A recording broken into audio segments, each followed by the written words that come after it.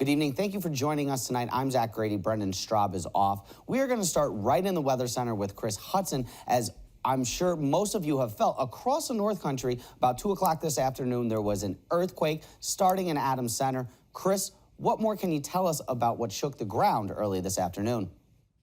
Yeah, Zach, we did have a magnitude 3.6 earthquake today. That was centered right around Adams Center. It happened at 2:10 this afternoon. We had about 5 aftershocks after this happened. And a 3.6 earthquake for us here across the North Country is kind of significant. And not just people in the Tri-County region felt this. In fact, there were reports as far north as Ottawa in Canada feeling this. In the circled area, that's where most people felt this earthquake. So kind of a big deal for us. You know what? There are earthquakes that happen here. Most of those do happen around Messina. Matter of fact, the strongest earthquake in New York State history happened not in Messina, but near Messina, and that was a magnitude 5.7. And of course, the one that we had today was a magnitude 3.6, which makes it the second strongest earthquake we've had in the Tri-County region in history.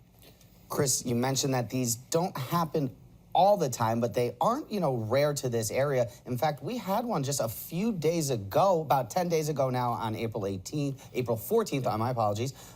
How often can we expect to see this? Yeah, so we did have another earthquake that was a magnitude 2.6, and that happened at about 1:30 in the morning, April 14th. Woke up a lot of people. It was centered in the same exact area as this one.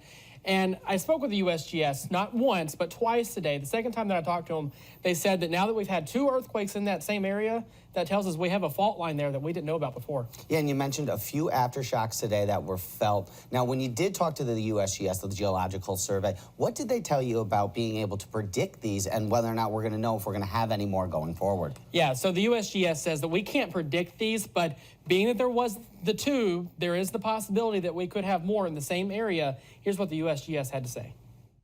We cannot predict earthquakes, but it certainly is possible that we could have a larger one in that area, but we have no way to predict it or say for sure, when or if that will happen. Now, Kris, you had mentioned not just feeling the earthquake, but hearing it across the North Country. Rob Mullen in Dexter, he sent in a comment through Facebook. He heard a loud sound, thought that a fuel tank blew up because of the loud boom. Right here in Winslow Street in the city of Watertown, Susan Burgess reports, really scary, sounded like her house was falling in. And near Fort Drum, Barb Connolly says it sounded like there were low-flying helicopters. She ran outside, saw nothing, and that's when she realized it was an earthquake. We'll stay right here in the Weather Center with Kris